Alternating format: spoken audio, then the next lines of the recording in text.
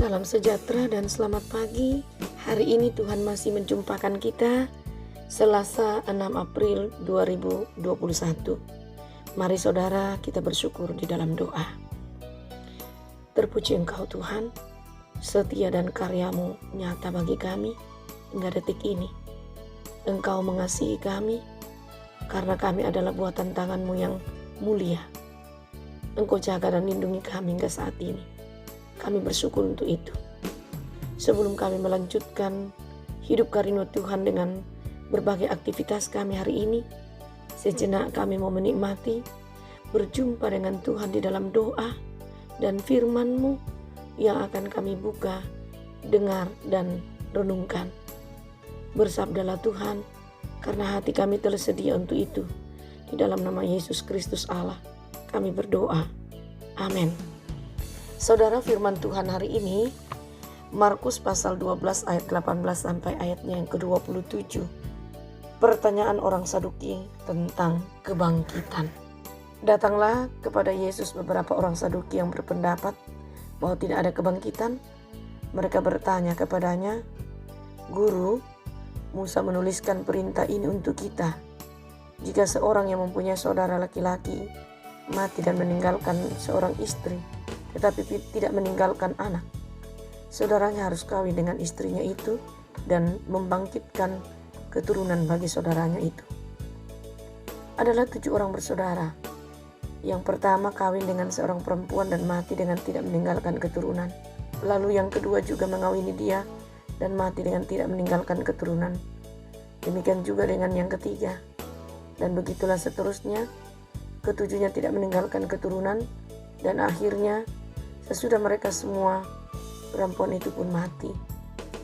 Pada hari kebangkitan, bila mana mereka bangkit, siapakah yang menjadi suami perempuan itu? Sebab ketujuhnya telah beristrikan dia.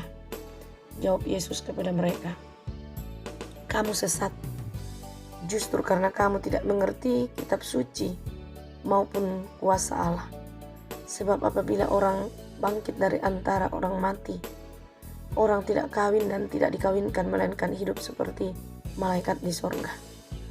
Dan juga tentang bangkitnya orang-orang mati, tidakkah kamu baca dalam kitab Musa dan dalam cerita tentang semak duri, bagaimana bunyi firman Allah kepadanya, 'Akulah Allah Abraham, Allah Ishak dan Allah Yakub.' Ia bukanlah Allah orang mati, melainkan Allah orang hidup. Kamu benar-benar sesat." Demikian saudara firman Tuhan yang mau kita renungkan pada hari ini. Mau mengajak saya dan saudara melihat kehidupan beriman kita dengan sorotan firman dari Markus 12 ayat 18 sampai 27 ini dengan satu tema, arti kesesatan. Setelah para imam kepala, ahli Taurat dan tua-tua, dalam Markus 11 ayat 27 sebelum perikop kita, orang Farisi dan Herodian, kini giliran perwakilan kaum orang Saduki. Mereka hendak menjebak Yesus berdasarkan kekasan doktrin yang mereka pegang.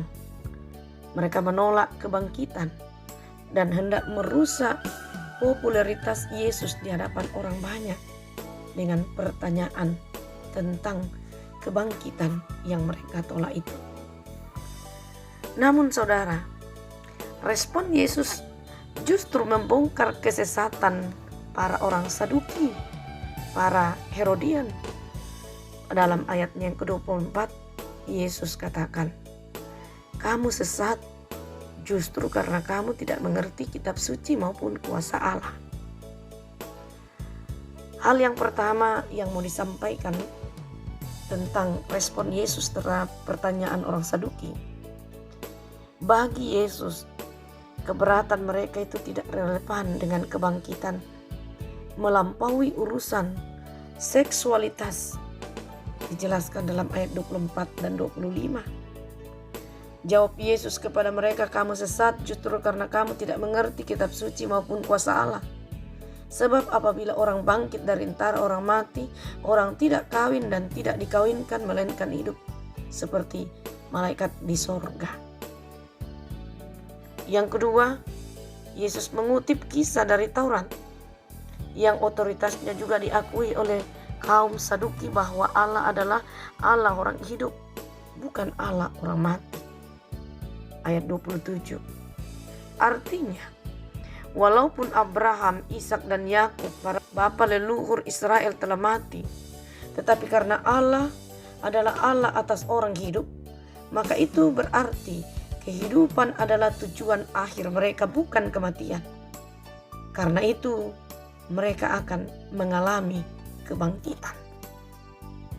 Kisah ini membawa kita pada signifikansi, fungsi utama dari ajaran ini bukanlah pembedaan identitas, entah sebagai orang Saduki, orang Farisi, bahkan kalau perlu orang Calvinis, orang Lutheran, orang Pantekosta, dan sebagainya. Fungsi doktrin kebangkitan jelas tidak sedangkal itu. Fungsi doktrin ini adalah menjelaskan sejauh mana keterlibatan Allah di dalam hidup orang Kristen. Dan apa tujuan serta makna final hidup kita, yaitu menikmati persekutuan kekal dengan Allah yang hidup. Bukan Allah yang mati, tetapi Allah yang mati dan telah mengalahkan kematian itu dan hidup melalui kebangkitannya. Ketidakmengertian dan ketidakmauan untuk mengakui janji Allah sama saja dengan tidak mengerti kitab suci maupun kuasa Allah. Itu yang dimaksud dalam ayat 24. Karena itulah di dalam kehidupan bergereja, kebaktian, kedukaan, dan penghiburan bukanlah sesuatu yang ditujukan bagi almarhum atau si mati, tetapi justru ditujukan bagi mereka yang berduka, yakni keluarga yang ditinggalkan berarti masih hidup, baik itu yang dekat maupun yang jauh atau jemaat setempat. Sebagai yang mengalami duka itu perlu dihiburkan, dikuatkan, diingatkan tentang pengharapan sehingga tidak larut dalam duka itu. Artinya di balik duka itu ada penghiburan, ada sukacita sejati di dalam Tuhan. Bahwa kematian setiap orang percaya tidak berakhir sampai di situ, tetapi akan mengalami kebangkitan di dalam Tuhan yang kita percaya, yaitu Yesus Kristus yang telah mengalahkan maut itu. Semua itu bukan sekedar terapi secara psikologis, di mana kita bisa meluapkan kesedihan, tetapi merupakan wadah untuk mengakui duka cita kita, bahwa kita betul berduka di hadapan Allah, dan menyerahkan semuanya itu, keterbatasan dan duka cita kita kepada Tuhan, karena Dialah sumber penghiburan sejati, kekuatan dan harapan kita. Sekaligus mengingat dan menaruh percaya akan janji Allah Tritunggal, bahwa Dia yang meninggal dan juga kita yang berduka kelak akan bersama-sama menjalani kehidupan yang baru di dalam kebangkitan kelak di dalam Tuhan.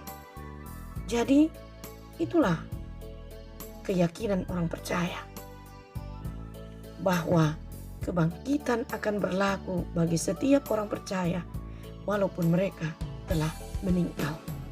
Terpujilah Allah. Amin.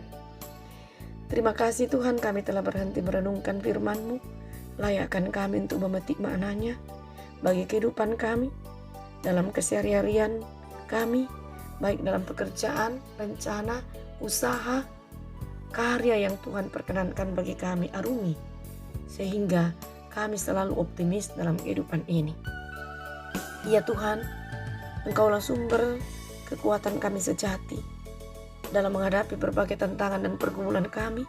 Tuhan pasti menopang kami.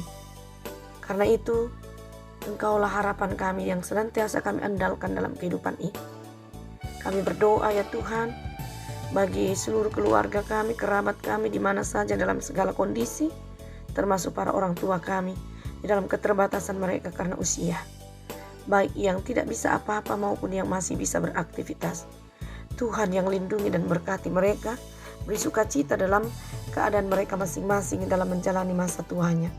Engkau berkati dan jaga lindungi seluruh keluarga kami, mereka tetap terjamin. Kami berdoa ya Tuhan, untuk mereka yang mengerang kesakitan dalam berbagai bentuk sakit penyakit, baik yang ada di rumah sakit maupun istirahat di rumah mereka dan tempat khusus. Tolong Tuhan jamah mereka, sembuhkanlah. Engkau adalah dokter yang tiada kelihatan mampu melakukan segala perkara, termasuk sakit penyakit yang mungkin menurut para dokter sudah angkat tangan. Tetapi di dalam Tuhan semua boleh jelas dan boleh jadi. Ketika Engkau berkenan maka semua akan sembuh. Itulah harapan kami bagi mereka yang mengerang dalam kelemahannya. Mereka mendapatkan kelegaan dan kesembuhan, nama-Mu dimuliakan. Kami berdoa Tuhan bagi mereka yang berduka, hiburkanlah Tuhan dalam duka itu. Kuatkan dan beri ketabahan dalam melewati duka cita itu, Tuhan bersama dengan mereka. Kami berdoa ya Tuhan untuk mereka yang berbahagia karena hari ulang tahunnya. Engkau melengkapi sukacita mereka di saat mereka mengenang semua kebahagiaan itu. Dan kuasa Tuhan, mereka tidak melupakan Engkau. Kami berdoa untuk pemerintah dan bangsa kami dari pusat hingga ke pelosok.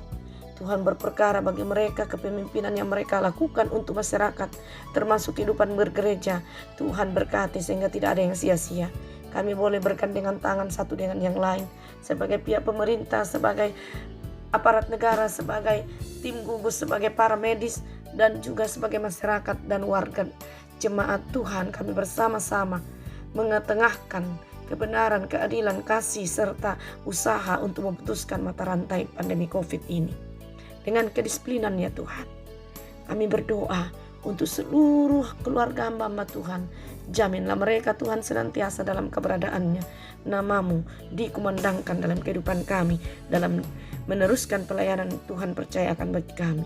Ya Tuhan, kami berdoa untuk saudara-saudara kami yang mengalami musibah, bencana alam, banjir di Nusa Tenggara Timur sana. Tuhan, Engkau datang dalam kondisi mereka untuk menguatkan harapan mereka untuk menyelesaikan perkara itu, untuk mendapatkan solusi.